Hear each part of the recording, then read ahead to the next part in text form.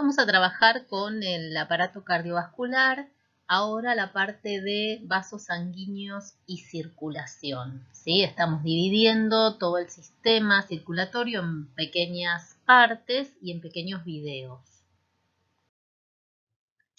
El circuito sanguíneo está formado por una serie de estructuras que forman un sistema cerrado. La sangre entonces, que está circulando en él, da vueltas por todas estas estructuras una y otra vez y va cambiando su composición de acuerdo a por dónde está circulando. Entonces, este circuito cerrado que tiene la sangre, en general lo van a ver esquematizado en estos dos colores, en rojo y celeste o azul, ¿sí? Esto está representando la composición de gases que tiene la sangre que está circulando por esos conductos, ¿sí? En general, donde vemos el rojo se está representando la sangre rica en oxígeno y donde vemos el celeste o azul se está representando la sangre que tiene deficiencia de oxígeno, poca cantidad de oxígeno. Por supuesto que se da también que a la inversa sucede con el dióxido de carbono, ¿no? La sangre más rica en oxígeno en general todavía no está cargada de dióxido de carbono y la sangre que ya dejó su oxígeno en los tejidos está cargada de dióxido de carbono. Entonces también se da esto a la inversa con el dióxido de carbono, pero la realidad es que está marcando la sangre oxigenada. Por otro lado, los componentes de este circuito son principalmente dos. En una parte el corazón como órgano principal y motor del movimiento de la sangre en el circuito, y por otro lado los vasos sanguíneos, que están divididos en tres tipos. Tenemos las arterias, las venas y los capilares. Todo esto que ven acá son capilares sanguíneos, ¿sí? Va a pasar que van a encontrar en la bibliografía un error muy común que tiene que ver con decir que los colores asociados a este circuito tienen que ver con si estamos en presencia de una vena o de una arteria. Esto no es cierto, ¿sí? Porque, fíjense, las venas son vasos sanguíneos que retornan al corazón, ¿sí? Que vuelven la sangre al corazón. Esta entonces es una vena y esta también, ¿sí? Es una vena, está llevando sangre al corazón. En el caso de las arterias, justamente son las que salen del corazón y llevan sangre al resto del cuerpo. Esta entonces es una arteria.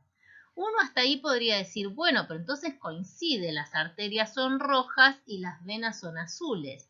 Pero fíjense acá, esto es una vena que está retornando sangre al corazón, pero esto que está acá es una arteria y también que es la arteria pulmonar. Está sacando sangre del corazón a los pulmones, ¿sí? Y su color claramente no es rojo, es celeste. Entonces, ¿qué es lo que está pasando acá? Es la sangre desoxigenada que viene del cuerpo, trayendo el oxígeno, lo dejó en los tejidos y retorna al corazón sin oxígeno y con gran cantidad de dióxido de carbono. Y a su vez va a tener el corazón llevarla a los pulmones, sigue siendo sangre sin oxígeno, pero está ahora transitando por una arteria, por la arteria pulmonar, ¿sí? Y va a los pulmones para, en los capilares sanguíneos, ahí sí, oxigenarse. Vuelve en forma de venas. Estas que tienen acá son las venas que retornan al corazón. Venas de color rojo.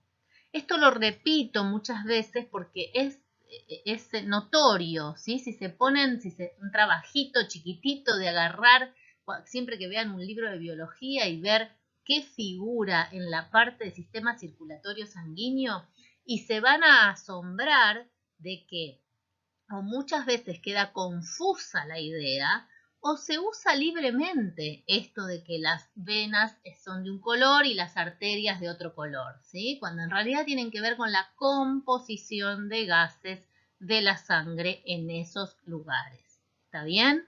Fíjense cómo en la zona de los capilares sanguíneos es donde cambia de color, por decirlo de alguna manera. Cambia de color ¿por qué? Pues está cambiando la composición de gases. En los pulmones pasa de ser celeste, que tiene poco oxígeno, a rojo, que está oxigenada, vuelve al corazón, y oxigenada va al cuerpo, deja de ser roja y pasa a ser celeste. ¿Por qué? Porque acá está dejando el oxígeno y se está cargando de dióxido de carbono. Entonces esta es sangre con muy baja cantidad de oxígeno y gran cantidad de dióxido de carbono, que deberá volver al corazón para que el corazón nuevamente la haga circular hacia los pulmones para oxigenarse. ¿Está bien? Entonces, lo habitual es ver este tipo de relación entre los vasos sanguíneos, ¿sí? El flujo de sangre va en dirección arteria, arteriola. ¿Qué es una arteriola? Una arteria de menor calibre, o sea, más finita, ¿sí?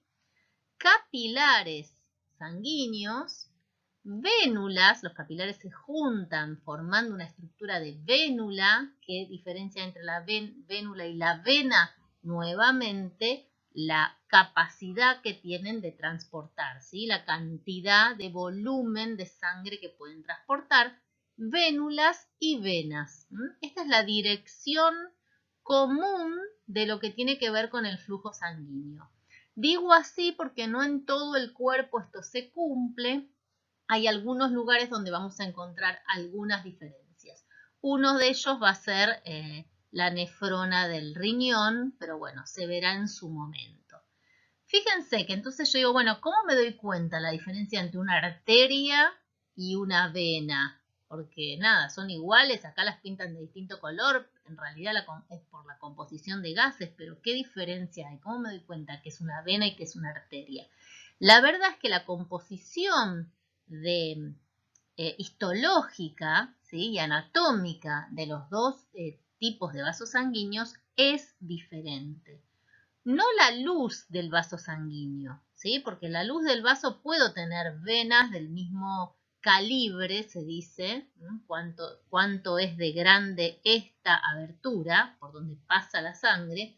Puedo tener venas y arterias del mismo calibre, sino que lo que cambia es la estructura en sus paredes, en su composición histológica, ¿sí?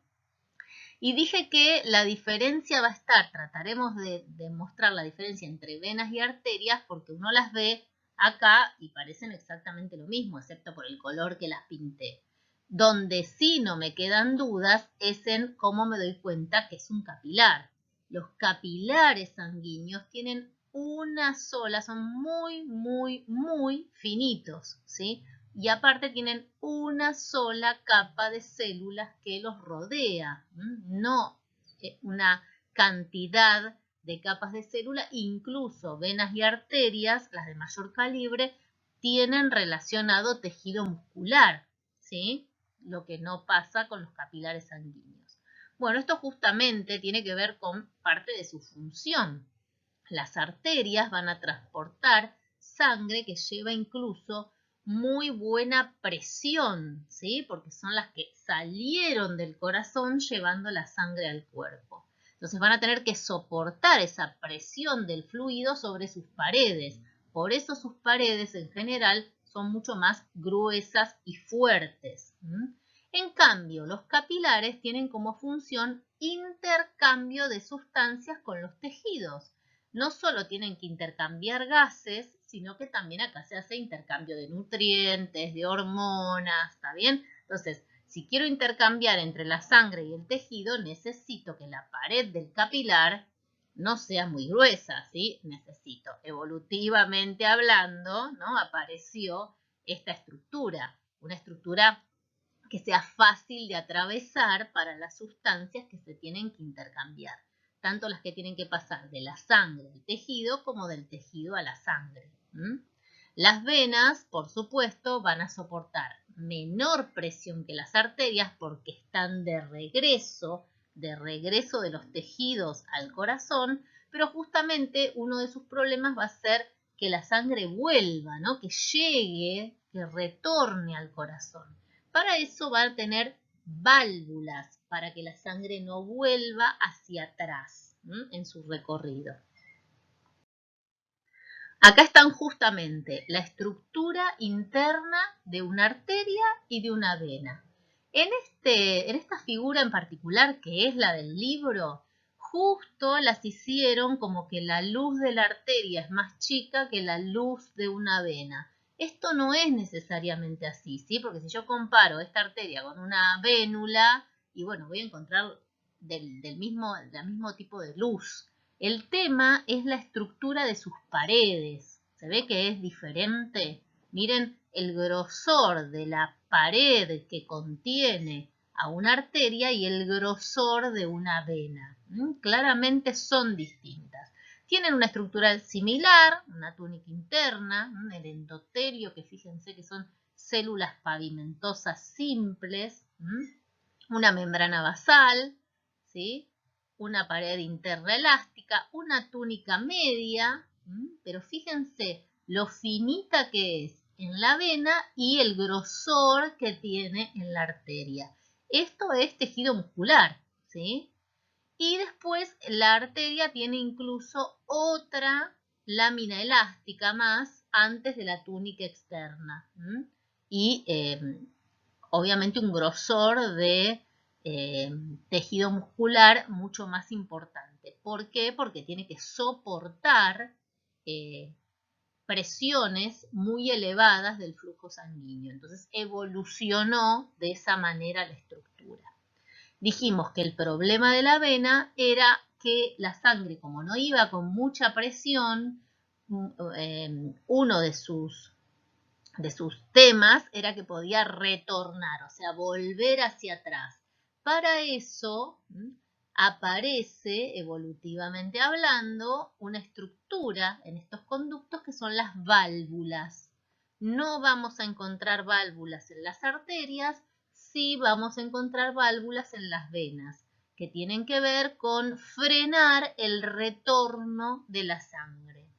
Si la sangre está yendo en este sentido y no tiene mucha presión, y entonces si el corazón porque el corazón bombea, ahí presiona, ¿sí? Y hace que la sangre avance. Entonces la sangre va a avanzar para este lado, pero en el momento que el corazón hizo la diástole, se relajó, la sangre no tiene esa presión, entonces vuelve hacia atrás. Al volver hacia atrás, fíjense la forma de las válvulas, hace que estas válvulas se cierren, ¿sí? Y al cerrarse por la misma presión de la sangre que llenó estas bolsas, no retorna tanto, no vuelve tanto hacia atrás, después si no es más complicado nuevamente empujarlas, ¿sí? Este es otro esquema en el que se agrega la estructura del capilar, mucho más esquemático, ¿sí? Valga la redundancia, pero bueno, fíjense, me gustó, yo siempre les digo que me gusta mostrar más de una imagen, me gustó porque acá sí respetaron esto de que la diferencia no está en el calibre del vaso sanguíneo, ¿sí? Se ve que el calibre, la luz de la arteria es la misma que la luz de la vena, ¿está bien? No así de los capilares son mucho más finitos.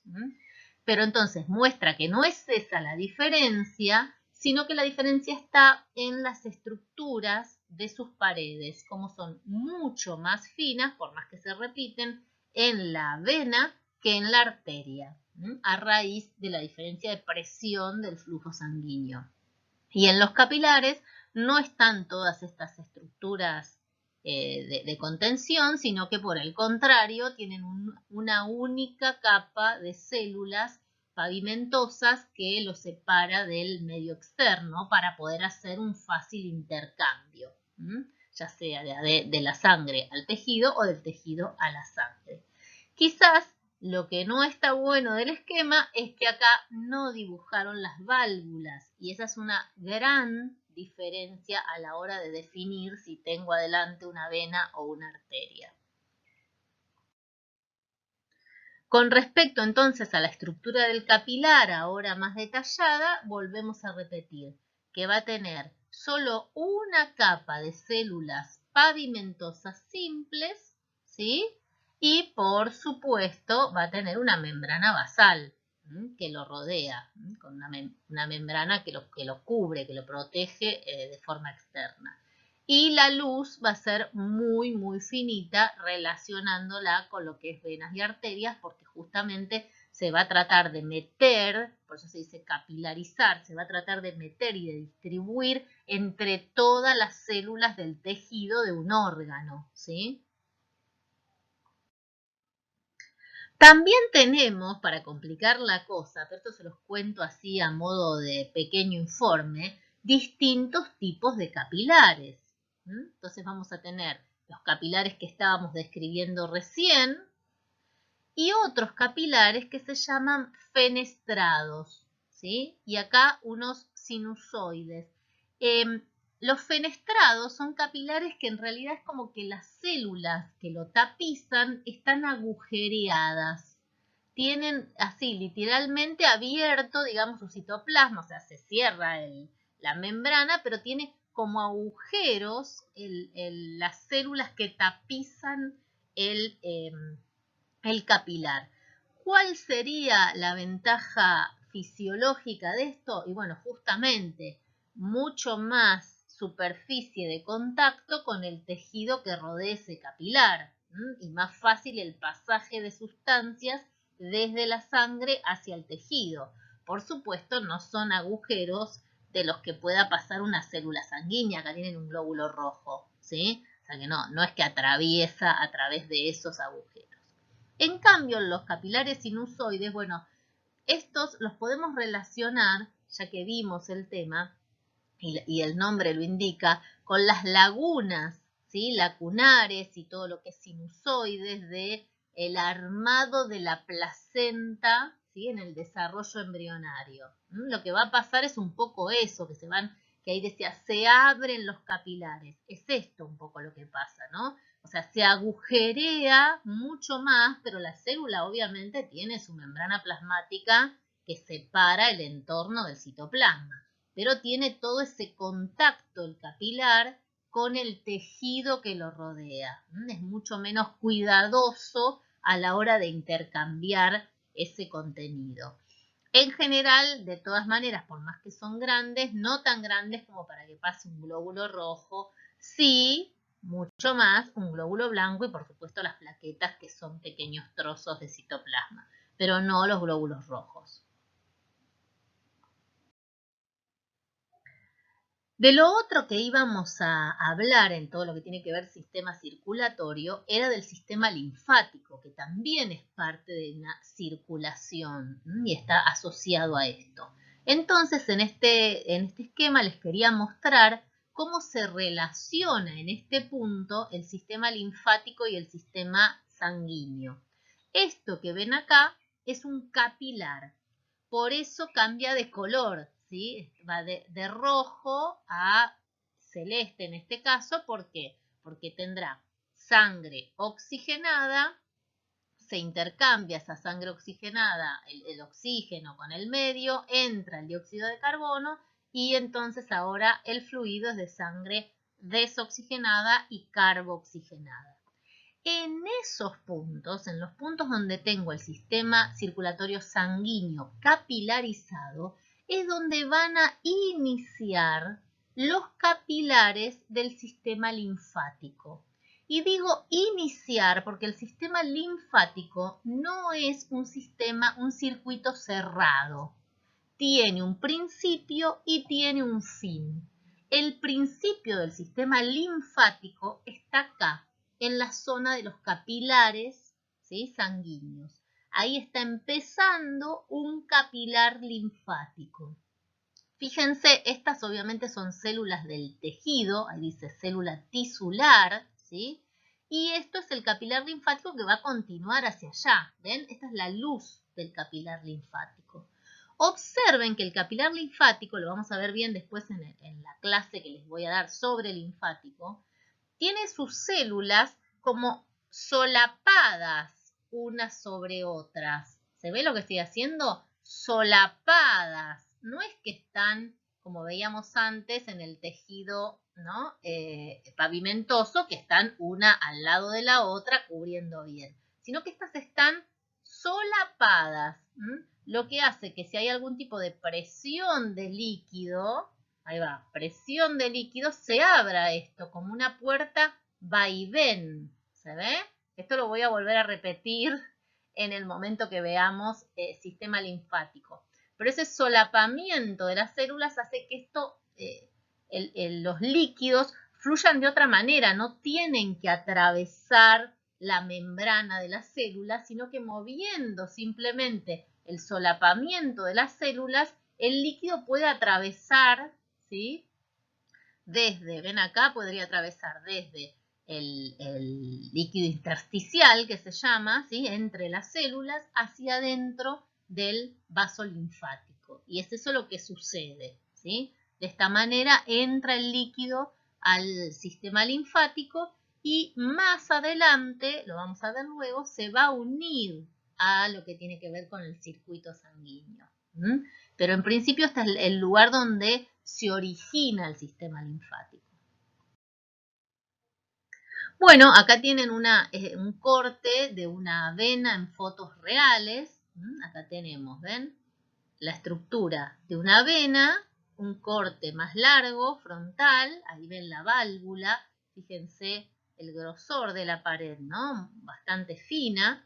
Y ahí tienen puntualmente el corte sobre una válvula. ¿Ven como la forma que tiene que hace que el recorrido que hace la sangre en esta vena es así, de abajo hacia arriba? ¿Por qué me doy cuenta? Por cómo está la estructura de la válvula. Si la sangre quisiera volver, al estar de esta manera tipo bolsa, justamente cierra por acción de la misma presión de la sangre que quiere volver, cierra la válvula, ¿sí? Al tener esa forma de bolsa.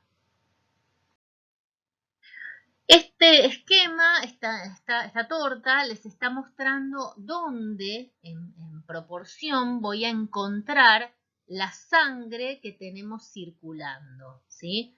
Obviamente, dependiendo la persona y la edad y demás, podemos tener, se dice, aproximadamente como 6 litros de sangre dando vuelta.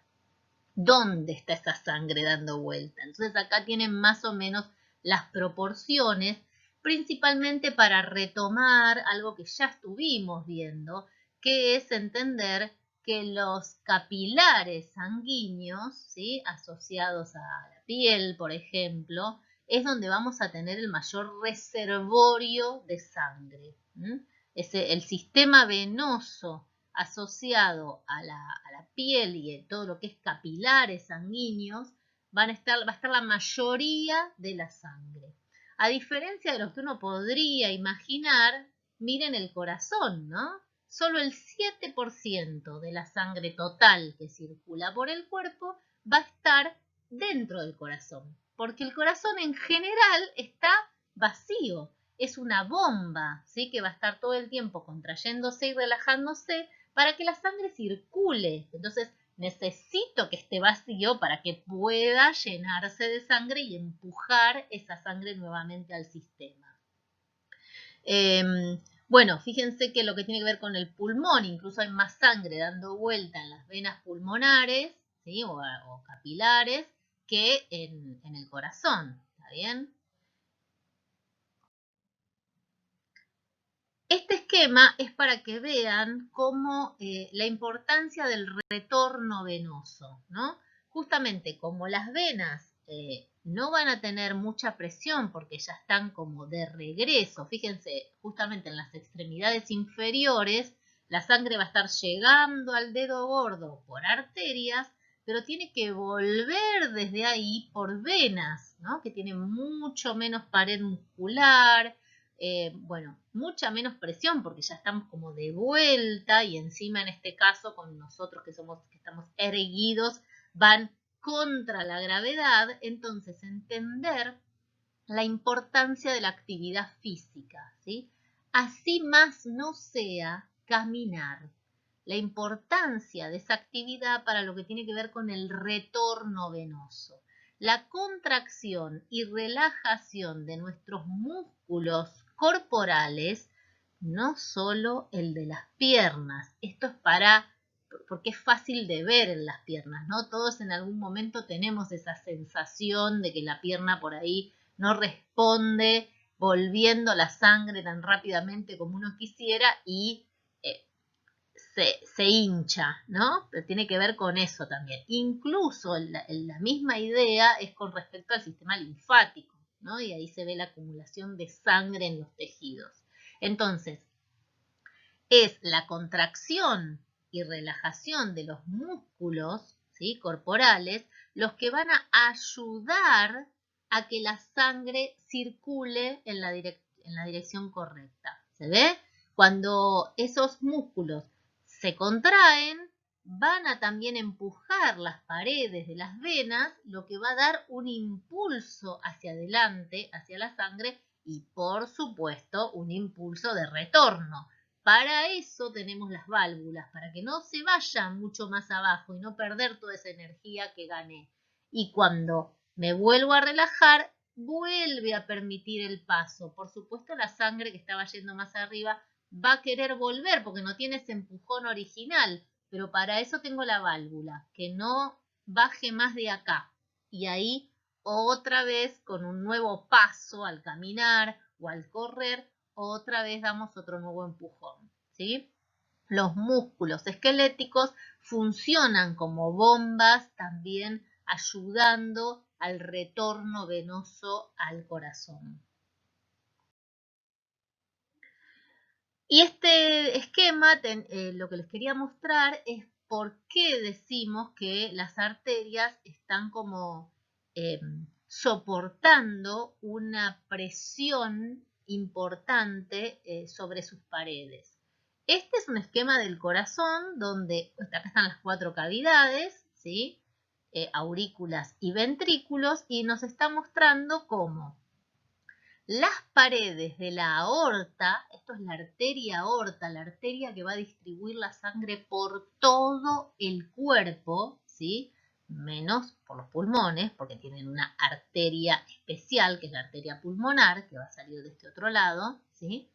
La arteria aorta, que va a tener que llevar a todo el cuerpo, desde la cabeza hasta los pies, soporta en sus paredes una presión en el momento que el corazón se contrae, sus ventrículos, ¿sí?, muy elevada, porque encima tiene una curva muy importante ahí, muy pronunciada. En el momento que la sangre está entrando, entra por las aurículas, ¿sí?, entra por la aurícula y llena el ventrículo.